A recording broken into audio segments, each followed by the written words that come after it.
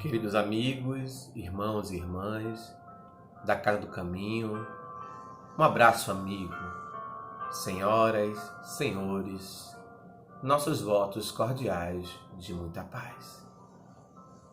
Oremos. Senhor Jesus, rogamos a vós, Senhor, a presença dos teus emissários, a fim de que possa nos dar o suporte necessário para o estudo da noite de hoje. Que possamos abrir os nossos canais mentais, os nossos canais do afeto, do sentimento, do amor, a fim de que possamos refletir em torno do Teu Evangelho. Sê conosco, Senhor, hoje, agora e sempre.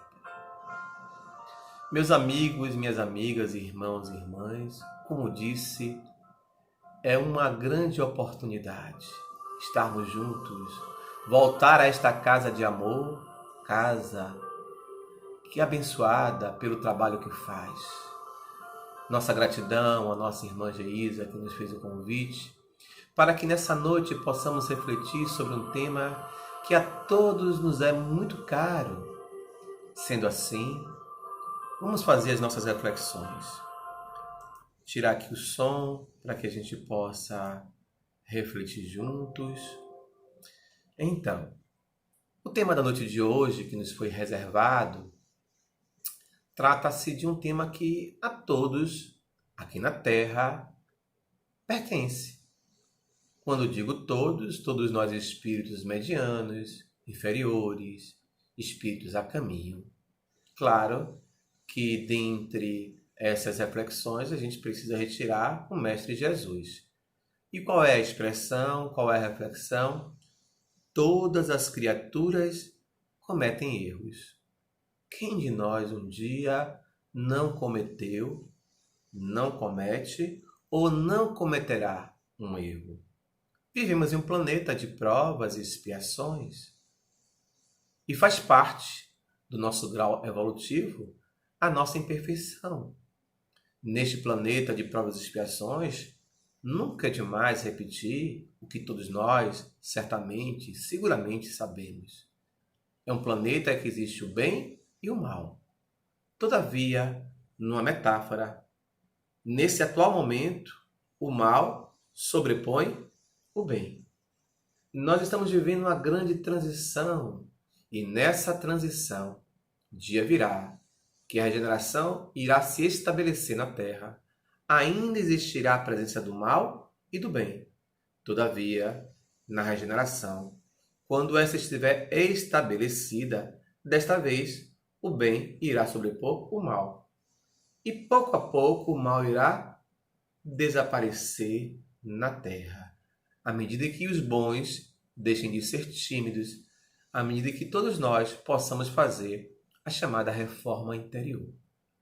Então, todas as criaturas cometem erros, mas tem um subtítulo, que é dor, reparação. Nesse sentido, a gente vai avaliar juntos que na Terra, todos nós, de maneira igual, sofremos. Igual queremos dizer que não existe aquele ou aquela aqui no planeta que não passe por angústias, sofrimentos, dores. E quando falamos em dor, na verdade, a grande maioria de nós espíritas avaliamos a dor como um processo de pagar alguma coisa, de resgate, de dívida, que temos um débito. É uma reflexão tanto quanto, digamos assim, limitada a respeito das dívidas, da dor e a respeito, inclusive, da lei de causa e efeito e, sobretudo, de um dos atributos que eu considero os mais importantes da divindade. Deus, conforme o Livro dos Espíritos, é soberanamente justo e bom. Então ele ama a todos. Ele ama a brancos, a negros, a gordos, a magros, a héteros, a homos, a altos e baixos, enfim. Deus ele não tem um senso como nós terrestres humanos limitados temos de eu só trato bem quem me trata bem, eu amo quem me ama, eu respeito quem me respeita. Deus, por exemplo, ele não vai ficar chateado com um ateu. Aliás, já ouvimos algumas vezes, por grandes figuras do grau da religião, como o próprio Divaldo, o Papa Francisco, Dalai Lama, a seguinte expressão: é preferível um ateu honesto, do bem, correto, coerente, do que um religioso, seja católico, budista, espírita, hipócrita. E quem de nós não temos níveis de hipocrisia? É bem verdade que precisamos também fazer esta reflexão.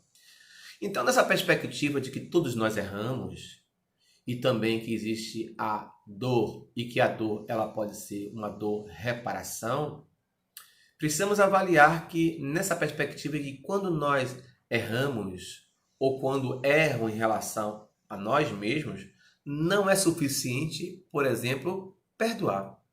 É preciso, além de perdoar, ter uma ação.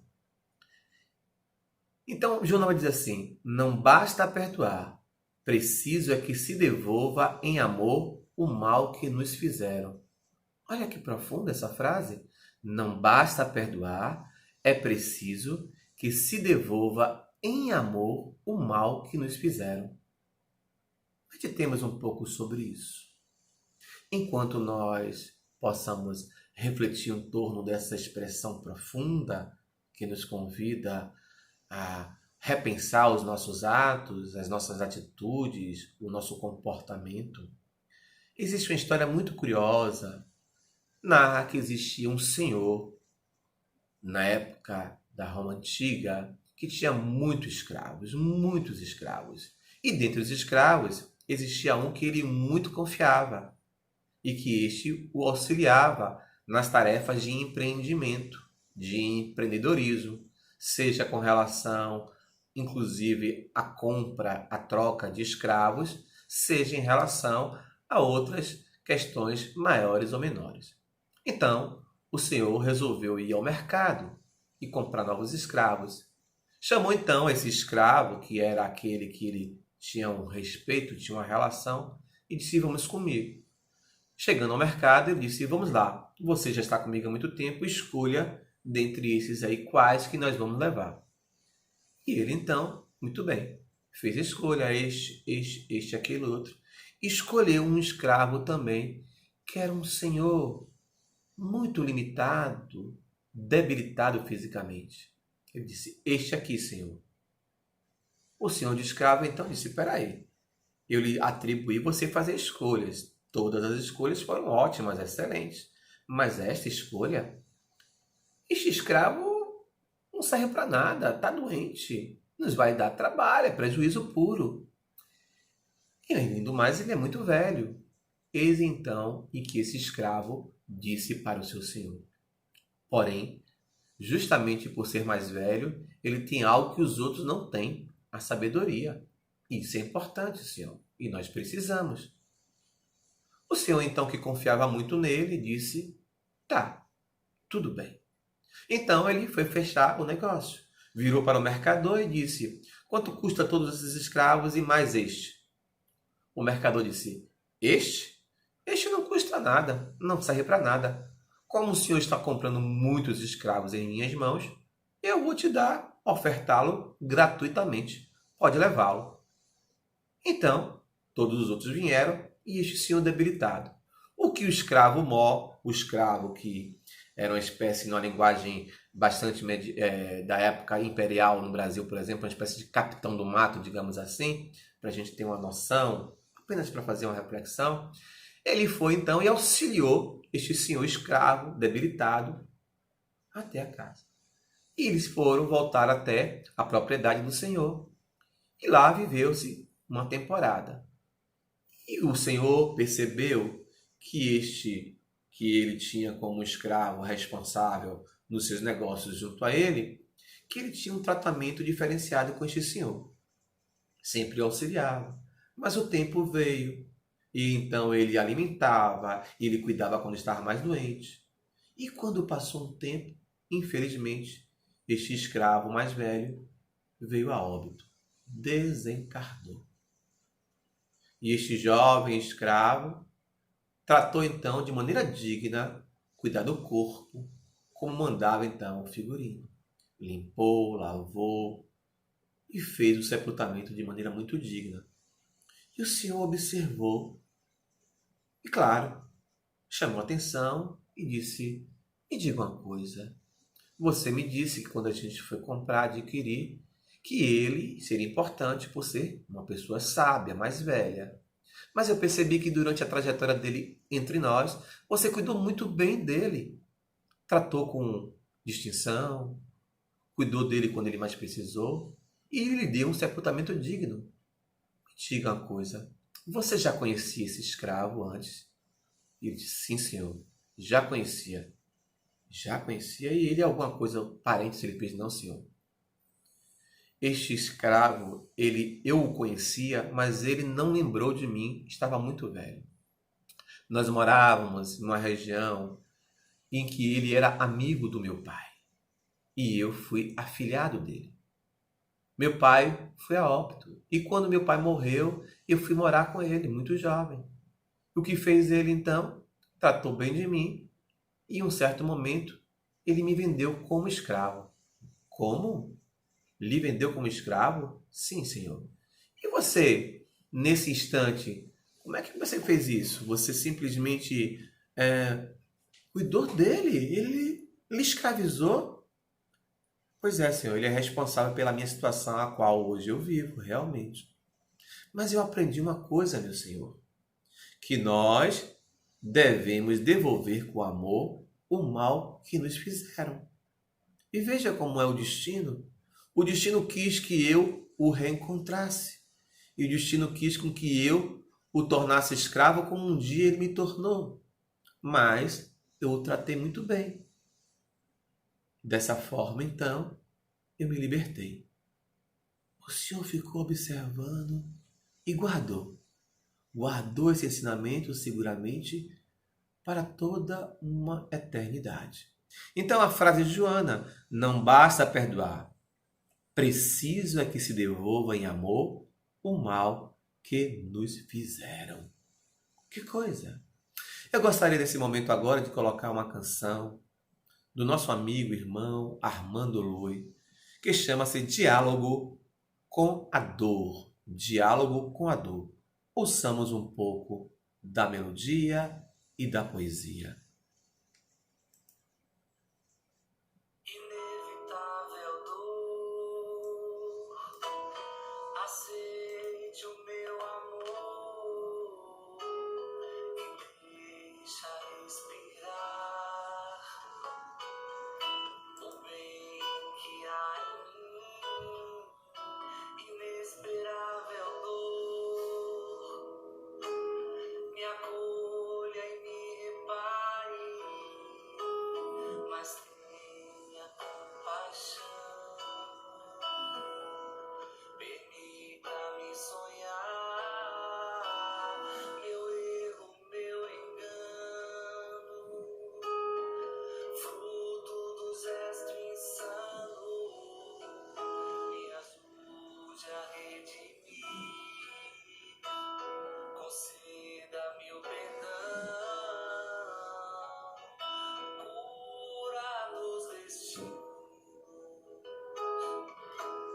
sinal do sopro divino. Perceberam que profunda essa letra?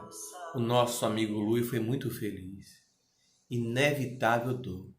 A dor, no atual estágio que nós nos encontramos aqui na Terra, ela é inevitável.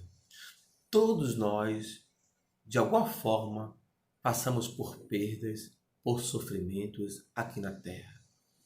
E pasmem os senhores e as senhoras, Joana irá afirmar que, inclusive, até Jesus também passou por momentos de agonia. E observemos, naturalmente, que Jesus, como Espírito puro que é, não tinha dívida, débito, enquanto nós outros passamos pela dor, e em geral a nossa dor é dor resgate. Dor, então, em que Jesus não sentiu da mesma forma, porque a dor dele foi uma dor diferenciada, uma dor que os espíritos vão dizer que é uma dor missão, uma dor, elevação. Ele passou por ela numa tentativa de nos demonstrar que se ele conseguiu ultrapassar, vencer a dor, nós também conseguimos. Que Deus dá o frio conforme o cobertor, ou seja, ninguém passa por uma necessidade, por uma agonia, por uma dor, se não tem condições de passar por ela. Isso é importante. Então, a dor, Joana vai dizer, a dor de cada um de nós é uma dor pessoal, intransferível, que ninguém pode compartilhar. Vou repetir. A dor de cada um de nós é uma dor pessoal, intransferível, que ninguém pode compartilhar. Meus irmãos, é muito profunda essa reflexão. Isso significa dizer que, por exemplo, o amor de mãe, que todos nós aqui na Terra, inclusive o Livro dos Espíritos vai falar sobre, que é o amor que a gente tem de maior elevação, de maior exemplo aqui na Terra entre nós, é o amor materno. Mas nenhuma mãe, por exemplo, irá conseguir tirar a dor do seu filho. Então, por mais que nós nos amemos na amizade, na fraternidade, num filho, num pai, numa mãe, numa esposa, num namorado, num ente querido, por mais que exista amor entre nós, a dor é de cada um. Ela nos pertence, ela é intransferível, portanto ninguém pode compartilhar. Nós podemos sim, provavelmente, por exemplo, solicitar alguém que vai ser o nosso Cirineu, a nossa Cirineia no caminho, que irá nos auxiliar, irá nos amenizar, se merecimento nós tivermos sobre isso naturalmente. Então existirão aqueles que irão ser solidários, que irão nos acalentar, que irão nos acolher, mas isso muito em função, fruto daquilo que nós plantamos, não só do mal. Então, em geral, Joana também vai dizer assim, nós gostaríamos que os amigos e familiares tivessem dimensão da dor que nos aflige. Olha que coisa! Nós gostaríamos que os nossos amigos, os nossos familiares tivessem dimensão da dor que nos aflige. Então a gente diz assim, você não sabe o que eu estou passando. Poxa, fulano, poxa, você é minha mãe, você é meu pai, você é meu filho. Você nem me pergunta, você não imagina do que eu estou passando. Você nem me pergunta. E às vezes até a gente é chantagista, joga na cara, popularmente falando, né? Quando você sofreu, eu lhe dei a mão, estendi a mão, fiz isso por você, e você não me dá. Aí tem uma expressão popular, uma telefonema. Já viram isso, né? Já ouviram falar certamente sobre isso. Então, nessa perspectiva, e aí vale a reflexão, quando ela diz que nós gostaríamos que os nossos amigos e familiares tivessem a dimensão da dor que nos aflige, é porque nós ainda em estado egoísta não compreendemos uma outra reflexão. Por exemplo, que não é possível que as pessoas, por mais que elas, inclusive, queiram compreender, ter uma noção, fazer uma noção, ter uma ideia da dor que nós estamos passando, por mais que ela nos acolha, nos dê colo, nos auxilie, não é possível. Joana vai dizer, existem experiências que necessitam ser vividas por cada um de nós, para que possamos bem dimensionar. Isto por quê? Porque nós necessitamos passar por aquela dor, ou porque é um resgate, ou porque aquela dor vai nos elevar, ou porque aquela dor vai ser um modelo para outras pessoas, e se bem suportarmos, nós podemos tirar proveito e dar proveito para outro. Compreende? Então, nesse outro aspecto também ainda, Joana vai dizer o seguinte, que nós, tem uma coisa muito curiosa que ela diz assim, cada um de nós conduz a nossa própria dor, e estamos preocupados com o fardo que nos esmaga. Olha que coisa! Cada um de nós estamos preocupados com a nossa própria dor. Isso é fruto do estágio evolutivo que nos encontramos. Portanto, na Terra ainda paira duas chagas da humanidade. Quais são elas? Que a gente ouve, aprende nas palestras, nos grupos de estudo, estudando, lendo. Está lá no Livro dos Espíritos, está no Evangelho segundo o Espiritismo. O egoísmo e o orgulho. Sobretudo o egoísmo, que é a grande chaga, a grande dor da humanidade. Então, por nós sermos egoístas, ou estarmos, porque ser e estar é uma diferença, né? Ser é permanente, estar é passageiro. Então, nós estamos egoístas. Cada um de nós conduz a nossa própria dor e estamos preocupados com o fardo que nos esmaga. Então, na verdade, quando a gente gostaria que os amigos, o outro, os familiares, estivessem preocupados, nos dessem atenção com relação à nossa dor, Joana vai dizer isso é impossível, não dá. Primeiro porque nós necessitamos passar por essa dor e só vivenciando essas dores que nós vamos ter uma dimensão do nosso resgate, ou porque vamos nos reeducar. Porque, na verdade, toda dor também, independente dessas dimensões as quais nós vamos retomar lá na frente, a dor sempre é uma amiga. Aliás, Francisco de Assis dizia, ó irmã dor, irmã dor. Então, a dor, ela é uma companheira, ela é uma educadora. Importante isso. Então, cada um de nós conduz a dor, a nossa própria, olha, cada um de nós conduz a nossa própria dor e estamos preocupados com o fardo que nos esmaga. Isso é importante verificar, porque também a gente vai estar observando que, em verdade, nós nos encontramos nesse estado egóico. Então, a dor possui uma função específica de Joana, extraordinária. É o que eu falava há pouco. Ela auxilia o progresso da criatura humana, que somos nós. Então, a dor é um instrumento, é uma ferramenta pela qual a divindade nos disponibiliza para que nós possamos avançar, para que nós possamos crescer. Como nós sabemos, por exemplo, uma coisa muito curiosa no que se refere à dor física, às doenças, a ciência ela galga passos largos numa tentativa de nos dar uma qualidade de vida. Muitas doenças já foram erradicadas, outras estão por erradicar. Outras tantas, por exemplo, a tuberculose está retornando. E por que ela está retornando se nós já temos medicamentos, vacinas, controle? Ela retorna e surgem novas doenças pelo simples fato daquilo que para nós, que já estamos na casa espírita há muito tempo, somos conhecedores. Isto é, isso é em função da nossa imperfeição. E por isso que vão surgir novas doenças. A Covid-19 que surgiu, diz Dr. Bezerra de Menezes, é uma estrela que veio do céu para nos acolher. Que coisa! Estamos passando pela grande noite escura. Me fez lembrar que agora é o momento em que Jesus se encontrava no tanque de Siloé, quando existia um cego. E os discípulos olhando, disseram, Senhor, por que ele é cego? Ele é cego porque ele pecou? Ele é cego porque os seus descendentes, os seus familiares pecaram? Porque existia essa crença entre os judeus. Jesus disse, não.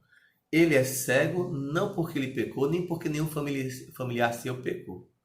Ele é cego porque, para que enquanto houvesse luz, eu pudesse trabalhar. Porque dia virá que nem eu poderei trabalhar quando seremos abatidos pela grande noite escura, esse momento da grande transição. Aqui uma curiosidade também importante, já que eu toquei nesse assunto, a Amélia Rodrigues vai narrar que essas pessoas que Jesus curou, o cego, o paralítico e tantos outros, Jesus não curou porque simplesmente ele era Jesus e tinha o poder da cura. Ele curou essas pessoas porque elas não tinham dívidas. Aliás, eram espíritos com uma certa elevação, que quando souberam que o mestre ia encarnar na Terra, foram para a fila e solicitaram para dar o seu testemunho. Olha outro tipo de dor. Então não era uma dor, por exemplo, resgate, não tinham dívida. Era uma dor elevação, uma dor que iriam elevar essas criaturas a um novo patamar, porque eles estariam aqui auxiliando no processo do Cristo na Terra.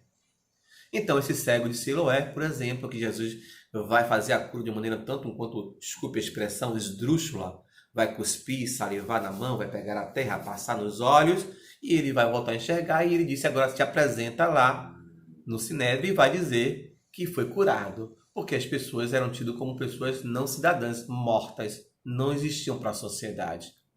Então, vamos voltar ao nosso cerne da questão, que é a questão da dor. Então, a ciência, como nós sabemos, ela tem se esforçado para fazer uma melhor qualidade de vida, para suprimir, diminuir pelo menos a intensidade das nossas dores. Entretanto, algumas enfermidades cruéis, como nós falamos, por exemplo, a poliomielite, a tuberculose, foram debeladas, mas graças, o que eu falava há pouco, o Joana vai dizer assim, no entanto, a inferioridade moral em predomínio torna-se responsável pelo surgimento de novas doenças. Olha que coisa! Então quer dizer que o HIV, né, a SIDA, a tuberculose, a sífilis e tantas outras doenças, não só as doenças sexualmente transmissíveis, não são castigos de Deus. Não podemos pensar dessa maneira medieval. Não é um castigo de Deus. É o homem e a mulher, pelo mau uso do seu livre-arbítrio, que vai fazer com que surjam as doenças. E elas são necessárias, como o câncer.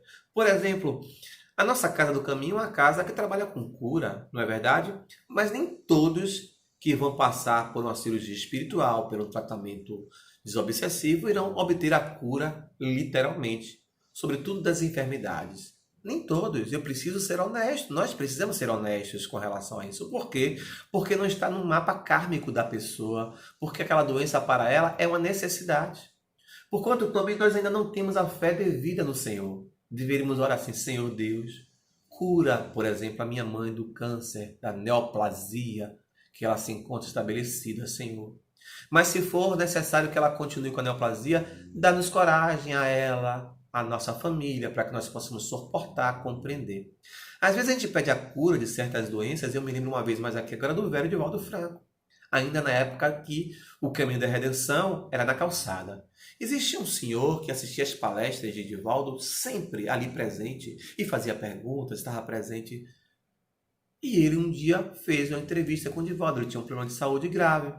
E Divaldo então tomou o nome dele, começou a fazer uma oração e pediu ao Dr. Bezerra que auxiliasse na cura dele. Olha que coisa!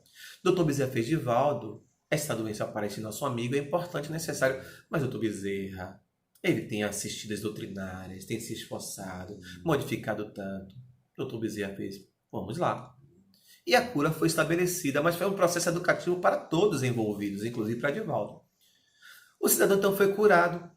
E percebeu Divaldo que depois de um tempo ele que frequentava quase que diariamente o caminho da redenção, começou a ter espaços de 3 em 3 dias, semanalmente, quinzenalmente, mensalmente. Daqui a 2 meses, sumiu, nunca mais apareceu. Divaldo um dia pensou: mas nossa, continuou orando para ele e fez: meu amigo sumiu, por que será? Será que ele desencarnou? Pensou ele. E um dia Divaldo, pegando o jornal, quando ele abriu, tinha lá, na página policial, ele olhou a foto e fez: eu conheço esse rapaz, é meu amigo. Então o sujeito foi preso por estelionato. Bezerra se apresenta via o Divaldo. A doença para ele era necessária. Enquanto ele estava doente, ele estava aqui, tentando se redimir. Ficou curado, olha o que aconteceu, voltou ao seu crime antigo. Então, para que a gente possa entender, Joana fala assim: há dores, existem dores que domam as paixões inferiores, que resgatam dívidas, que reabilitam e abençoam vidas. Vamos de novo essa frase? Existem dores que domam as nossas paixões inferiores. Então a dor tem essa função de domar as nossas paixões inferiores. Por que ela diz paixão inferior? Porque existem paixões superiores. Por exemplo, um cientista apaixonado pela pesquisa é diferente, né? O amor, a sabedoria, a filosofia, a paixão pelo saber é diferente. Mas existem as paixões inferiores, as paixões primárias, que fazem parte do nosso primarismo desde que a gente está aqui na Terra e que nós não vencemos ainda. Tudo em excesso. O sexo é uma coisa ruim ou uma coisa boa? O sexo é uma coisa excelente. Mas quando é utilizado de maneira equivocada, é que nem nós estamos com sede e de repente está lá água salgada. Quanto mais você bebe, mais sede você vai sentir. O sexo desagrado, um desvario, sem noção, sem compromisso, é o que acontece. Assim também são outras questões. Então, nesse sentido, existem dores que domam as nossas paixões.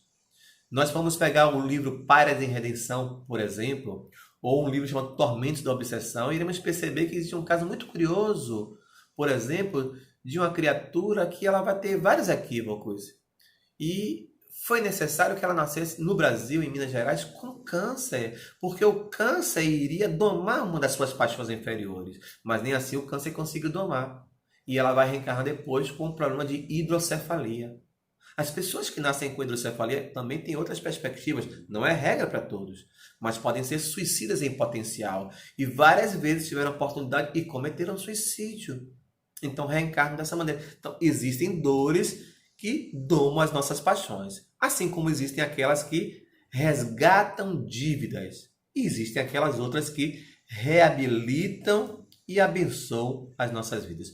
Por isso que Joana vai chamar a atenção. Ela diz assim: não consideres que sofres porque fostes o pior dos seres no passado espiritual.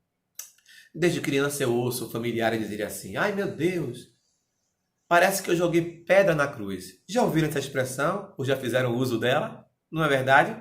Quando a gente está num sofrimento que é recorrente, ou acontece algo assim, eu devo ter jogado na... Eu mereço esse marido, essa mala sem alça, eu mereço essa esposa, esse filho, eu devo ter jogado pedra na cruz, eu devo ter sido infeliz. Essa é uma concepção equivocada que nós temos, e isso não é uma realidade. Portanto, não consideres que sofra porque fostes o pior dos seres no passado espiritual. É nesse instante que Joana nos revela e nos convida a refletir que existem 3 tipos de dores: a dor elevação, a dor conquista e a dor resgate. Certamente a maioria de nós estamos enquadrados na terceira dor. A nossa dor é a dor resgate, porque nós não aprendemos ainda a amar. O amor ainda não evitou a dor. Então a nossa dor é resgate. Mas existe a dor elevação e a dor conquista. Jesus passou pelos seus momentos de dor, mas por um acaso era dor resgate? Não. Jesus não tinha dívida. Era espírito puro. Ele não era nem espírito superior. Ele estava, conforme a escala espírita em O Livro dos Espíritos, era um espírito puro. Portanto, Jesus é uma dor elevação. Porque os espíritos, assim como Jesus, assim como nós outros, estamos em constante processo de evolução. Então, seguramente, Jesus, mesmo sendo espírito puro, mesmo sendo o governador do nosso planeta, com certeza a sua missão quando encarnou na Terra fez com que ele galgasse graus no processo evolutivo. Então, a dor é uma dor elevação. Existe a dor conquista. Com certeza, figuras como Chico, em que pese Chico dizer que era um médio de prova, em que pese. E Divaldo também diz a mesma coisa. Mas poderíamos citar figuras como, por exemplo, Chico, como, por exemplo, Madre Teresa, a nossa irmã Dulce, que foi uma dor conquista. Então, continuar com o trabalho de amor, dedicando-se ao próximo, não desistir até o último, ser fiel até o final, como foi o caso de irmã Dulce. E quantas dores a irmã Dulce passou? Eu me lembro que um dia, em uma das empresas que eu trabalhava, teve um período que eu me encontrava muito doente, eu estava com uma crise muito grande, que foi uma crise de ouvido, junto com garganta, e eu fiquei um período assim recorrente. Claro que existiam outros fatores aí também presentes, o qual, inclusive, em uma entrevista com o Divaldo, ele foi nos revelando e a gente foi compreendendo. Mas aqui na questão da existência, eu me lembro que uma vez a companheira do setor de recursos humanos dessa empresa assim: mas Gladys, você não é espírita? Eu disse: sou. Ela fez: e como é que você passa por tudo isso? Você é um espírita sem fé. Aí ela me jogou aquilo, eu fiquei: nossa. Mas eu disse: mas fulana, o que leva você a dizer isso? Porque você não cura nessa doença? Aí eu entendi, ela quis me agredir o espiritismo, né? Eu disse assim: digo, mas você já percebeu, ela era católica. Aí, infelizmente, fui muito duro também. Ele disse: você já viu a irmã Dulce? Irmã Dulce sofre. Ela não tem fé? Ela dedica-se ao próximo. Ela não tem fé? Ela é um ser amoroso. Aí ela silenciou. Mas aí eu não disse mais nada. Não poderíamos tentar evangelizar. Mas nós outros aqui que frequentamos a casa espírita, que fazemos tratamento, que passamos por grupo de estudo, que assistimos doutrinárias, palestras, seminários, que somos médiuns, trabalhadores da casa, já temos a condição dessa compreensão, dessa dor reparação. Portanto, a dor elevação, a dor conquista, a dor resgate, e a nossa dor é o quê? É resgate. Porque o nosso amor não conseguiu evitar ainda esse tipo de dor. Por isso mesmo, Joana vai dizer assim: ama. Vilipendiado, maltratado, ama sempre. Precisamos aprender a amar. Precisamos aprender como essa história que contamos no início do escravo. Veja, ele tornou-se escravo. Então, não basta perdoar. é preciso que nós devolvamos com amor a dor que nós passamos. É claro que é um grau além. Muitos de nós dizemos assim: eu não consigo perdoar. Não adianta. Que guardado aqui dentro. Alguns dizem assim: olha, eu não te desejo nenhum mal, mas não fale comigo não. Eu não consigo esquecer. Outros dizem assim, porque a gente aprendeu com a doutrina espírita, aspas, com a doutrina espírita, com algumas pessoas que, por exemplo, quem perdoa esquece. E Joana irá nos revelar que o esquecimento é um aspecto psicológico do ser. Portanto, perdoar é não desejar o mal. Então, quando alguém diz assim: olha, eu perdoo, mas eu não consigo esquecer, é compreensível. É uma matiz, é um nível de perdão. Outros dizem assim: eu não desejo mal. Outros oram: Senhor, tira de mim. Então a gente precisa compreender que quando a gente cultiva a mágoa, o rancor, quem cultiva a mágoa, quem cultiva rancor, cultiva lixo mental. E ao cultivar lixo mental, o primeiro que vai estar envolvido com essa infecção, digamos assim, somos nós. Portanto, a gente também diz assim: eu perdoo, mas não esqueço. Então, eu nunca vou perdoar fulano. Jamais. A pessoa às vezes trabalhadora espírita. Já vi trabalhadores dizerem isso. Não perdoa, não adianta. Outros, curiosamente, dizem assim: olha, o meu coração não tem lugar para não perdoar. Eu perdoo fulano. E eu entrego a ele a reencarnação. Deus sabe o que faz. Porque a que se paga, a que se faz. A que se faz, a que se paga. Olha que coisa. E nós não percebemos que nós, na verdade, estamos ali magoados, chateados.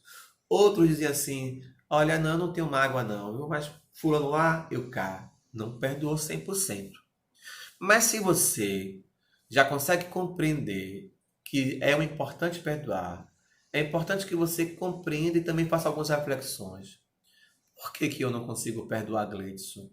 Eu não consigo perdoar Gleidson porque isso me causou um trauma, foi o que o Gleidson disse, é porque isso me remete numa associação de ideia a uma outra questão, a um complexo que eu adquiri e eu não sabia que tinha na minha infância com relação à minha mãe, com relação ao meu pai, com relação à minha vivência na infância, um bullying que eu sofri.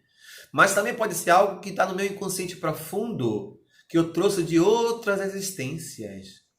Então, Joana vai dizer assim: abastece-te, porém, nas fontes inexauríveis do bem. E organiza a tua vida moral e mental, de forma que os teus atos sejam produtores de harmonia pessoal e de equilíbrio.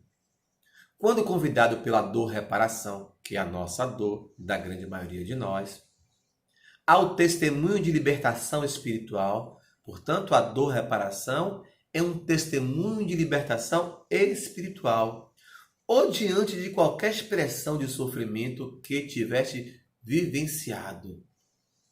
Então, saímos de uma dor resgate para uma dor libertação. Amemos.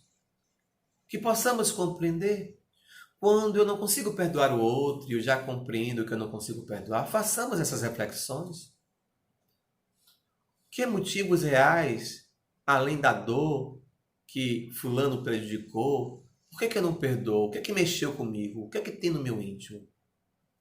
É uma reflexão que não pode ser desconsiderada. Bem como também precisamos fazer uma outra reflexão em torno, que é na perspectiva, meus amigos e minhas amigas, dessa relação de avaliarmos também, assim, se eu não consigo perdoar, eu preciso compreender que o esquecimento é um fator psicológico, que muitas vezes só o tempo, e esse tempo pode ser um tempo, inclusive, nessa existência, de dias, meses, anos, alguns anos, muitos anos, e pode ser que só seja quando do nosso retorno, do meu retorno ao mundo espiritual. Quando diante de uma realidade de uma outra dimensão, eu irei verificar que talvez, olha, fulano não foi tão assim quando eu pensei, onde eu vou fazer reflexões, que eu julguei muito, eu condenei, sabe, eu não compreendi. Quando alguém nos machuca, Joana vai nos chamar a atenção e nos fazer um convite e assim, pense da seguinte forma, que o outro está doente. Tão doente quanto eu estou, e talvez um pouco mais. Todos nós, eu costumo dizer, estamos em estado febril, né? Estamos com febre. Então estamos com 37, 38. Alguns estão com febre mais alta, 40, 45 graus. Alguns de nós estamos assim com 36, ó, temperatura de bebê. Mas basta que alguém pise em nosso carro, basta que alguém mexa com o nosso orgulho, com a nossa vaidade, e aí a gente demonstra, sabe, a face obscura do ser que habita, porque todos nós, ainda no atual estágio que nos encontramos, temos essa face, melhor dizendo, obscura. Quem é que vai vencer? Se o lobo ou se o cordeiro? É aquele que eu mais alimentar. Então, quando alguém me prejudica, me prejudicou, quando alguém me maltratou, e eu não consigo perdoar, eu não consigo me libertar e para uma dor, libertação, o que é que eu faço? Eu já reconheço. Então eu vou orar para essa pessoa, vou orar para mim. Senhor, auxilia com que eu possa ver. E eu vou fazer um combinado comigo. Poxa, Gleison me maltratou, ele me prejudicou. Mas eu preciso na matemática espiritual, avançar, evoluir, crescer. Então eu vou fazer um compromisso comigo mesmo. Eu vou verificar se Gleison tem alguma qualidade. E vou destacar a qualidade de Gleison. Eu vou orar por ele, eu vou orar por mim. E, sobretudo, eu vou agir no bem. Porque quando a gente age no bem, a gente vai estar num patamar de vibração. Nós não iremos ser superiores aos outros. Mas na prática do bem, primeiro, olha na matemática espiritual. Quando nós nos esforçamos diante das dores que nós passamos, da dor reparação, inclusive, da dor resgate, mas a gente não desiste do esforço de agir no bem, de fazer ações positivas, ações afirmativas, de ir para um trabalho da sopa, de ir para um trabalho nas comunidades mais carentes, de fazer o evangelho, de escutar pessoas, de ser passista, enfim, nas dimensões que a caridade nos proporciona. Quando nós nos esmeramos, quando nós nos esforçamos no bem, nós adquirimos o quê? A simpatia dos bons amigos espirituais. E é nesse instante, quando nós adquirimos essa simpatia dos bons amigos espirituais, é que nós vamos ter, por exemplo, a empatia deles para conosco. E nós também iremos desenvolver a empatia. Veja, eu sei que vocês sabem, mas ser simpático faz parte de um verniz da educação. Olá, você está muito bonito com essa camisa azul, Gleison, quadriculada, gostei. Ficou bonito você. Aí quando o Gleison sai assim, menina, você viu que camisa horrorosa, parecendo de quadrilha, de São João? Não é assim? Ah, fulano, eu queria ser seu amigo. Na frente você falou que ele estava tão bem, por trás você disse, eu não posso falar a verdade. Seu cabelo tá lindo, fulana. E quando sai, nossa, como é que fulana amarrou aquele cabelo daquele jeito? Olha como nós somos. Então, nessa perspectiva, ser simpático muitas vezes é fruto de um verniz. A empatia é a arte, é a habilidade que nos diferencia também dos outros animais. Olha a expressão, nos diferencia dos outros animais. Porquanto, conforme o Livro dos Espíritos, nós fazemos parte de algumas dimensões. Nós, enquanto encarnados que nos encontramos, fazemos parte da dimensão animal. Então, nós nos encontramos no reino animal. Enquanto espírito que somos, mesmo encarnado, também fazemos concomitantemente do reino espiritual. Percebe? E desencarnado só do reino espiritual, encarnado do reino material. Lá no Livro dos Espíritos, lá na introdução, no item 6, lá da introdução, ele vai dizer sobre isso, esse aspecto. Que enquanto encarnado, participamos do reino animal. Enquanto espírito que somos, participamos do reino espiritual ou angelical, como queira. Questão de expressão. Então, nessa perspectiva, a gente vai compreender que ser empático, colocar em prática a empatia que nos diferencia dos outros animais. Por exemplo, você vai ver uma leoa numa savana com seus filhotes fortes e uma outra leoa com seus filhotes mirradinhos. E eis que então aparece um antílope. A leoa vai e abate o antílope. a mais forte, abater o antílope e vai colocar para seus filhotes. Ela não vai dizer assim, vou dividir com a outra leoa, que os seus filhotes estão mirrados, passando necessidade. Ela não faz isso. Apesar de que nós humanos, às vezes, temos compreensão, atitudes de animais irracionais. Mas só em nós existe essa habilidade da empatia, de colocar-se no lugar do outro. E colocar-se no lugar do outro não significa concordar com o outro. Por exemplo, assassinato. Acredito que todos nós aqui, nesse instante, somos contra, claro, um assassinato. Não é verdade? Mas quando alguém mata fulano, sai no jornal, nossa, já vi monstro, matou, merece morrer. Já vi espírita dizer isso. Imagine, não devemos. Então a pessoa está com febre de 45 graus. Eu tenho que usar empatia. Não significa dizer que eu concordo. Mas o que levou fulano a matar fulano? Então eu vou me colocar no lugar dele. Foi o ciúme, o orgulho, foi tal coisa exacerbado. Claro, um desequilíbrio. Eu compreendo o motivo pelo qual levou. Ainda que eu use aquela expressão popular. Explica, mas não justifica. Mas eu compreendo. E compreender não significa concordar. É como os bons amigos espirituais, é como Jesus em relação a nós. Quem de nós não cometeu equívoco, que atire a primeira pedra? Então, nessa dor libertação, por exemplo, a mulher adúltera, que falávamos no início, que a gente usa muito essa expressão, que atire a primeira pedra aquele que não tiver pecado. Amélia Rodrigues vai narrar em uma de suas últimas obras, Os Bastidores, que naquele momento em que Jesus, então, foi levado a mulher adúltera para ele, e se ele dissesse ao contrário, ele é que seria apedrejado, porque foi uma tentativa de jogarem contra Jesus. Ele que nada escreveu, conta a tradição que ele estava escrevendo sobre a terra, e escrevendo sobre os equívocos dos mais velhos aos mais novos, e foram se retirando. E ele pergunta à mulher, cadê as pessoas que queriam te condenar? Senhor, eu não sei. Se meu Pai que está no céu não te condenou, não sou eu que te condenarei. Vá e não peques nunca mais. Pronto. É aí que a gente conhece a história. A Amélia vai narrar que naquele mesmo dia, à noite, ela andou quilômetros e foi até a casa de Simão Pedro para conversar com Jesus. Porque ela estava com consciência de culpa. Porque ela cometeu adúltero. Só que quando a gente fala em adultério, a gente fala da mulher adúltera, a gente esquece que existe um homem adúltero. Não existe uma pessoa só cometeu adultério. Existe ambos cometeram adultério. E às vezes a gente sabe que existe um triângulo, um poliângulo. Que no caso aí são os espíritos que estão por trás. Mas a responsabilidade é nossa, não podemos culpar os espíritos, tudo bem? O que é que ela vai fazer? Ela vai andar quilômetros, vai à casa de Simão à noite e vai dizer, Senhor, eu cometi o equívoco, sim. Mas eu não adulterei por prazer, por desejo, por vontade. Aí ela vai narrar que o seu marido no início amava muito, etc e tal, correspondia ao amor, inclusive na intimidade da sexualidade. Mas depois de um tempo, Amélia vai narrar que este senhor começou a se afastar e ganhar muito dinheiro. E ele queria se separar. Como as leis não permitiam separação, ele criou essa situação. Ele pagou a uma pessoa, no caso um homem mais jovem, para que pudesse tentar. Ela que não tinha mais o contato com seu esposo, ele estava, se afastando dela, estava na fragilidade, ela se permitiu e cometeu adultério. Então o Senhor precisava lhe contar, porque é o quê? Consciência de culpa que formou nela. E Jesus disse, então, você agora vai resgatar. É a dor resgate. Você vai cuidar de crianças. Ela fez, mas Senhor, eu não posso parir.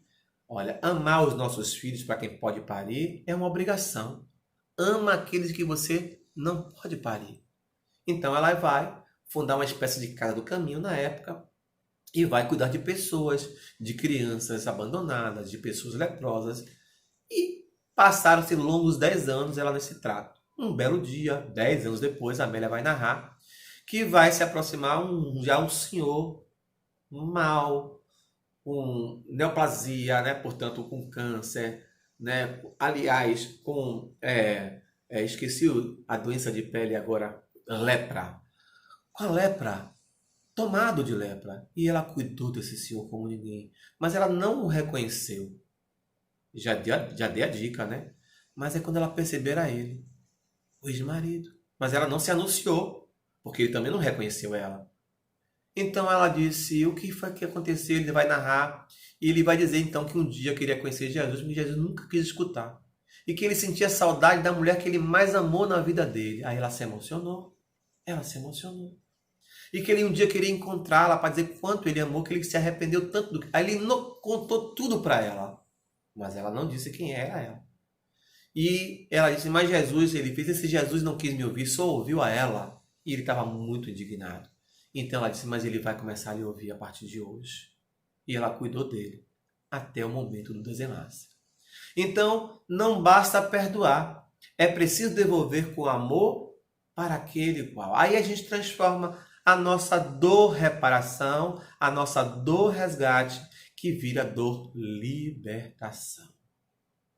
Meus amigos, minhas amigas, meus irmãos, ouçamos um pouco mais a canção que a gente colocou no início. Inevitável dor, aceite o meu amor e deixa respirar o bem que há em mim. Compreende, meus amigos? Inevitável dor. Que possamos então refletir dessa maneira, nossa gratidão. Fechemos os olhos agora para a nossa prece final. Convidamos aos médios passistas da nossa casa para que possam emitir a bioenergia de onde quer que se encontre e que todos nós possamos ser beneficiados. Jesus amigo, abençoa nesse instante, Senhor, nossa gratidão por esse momento de reflexão. Que essas reflexões possam ter atingido a todos nós, necessitados da alma, Senhor. Sê conosco, Senhor, hoje, agora e sempre. Aos passistas, que essa energia que estão sendo passadas possa alcançar os nossos corações, as nossas mentes. Que Jesus nos abençoe, hoje, agora e sempre. Obrigado, meus amigos, meus irmãos. Jesus nos abençoe. Um beijo no coração e até a próxima.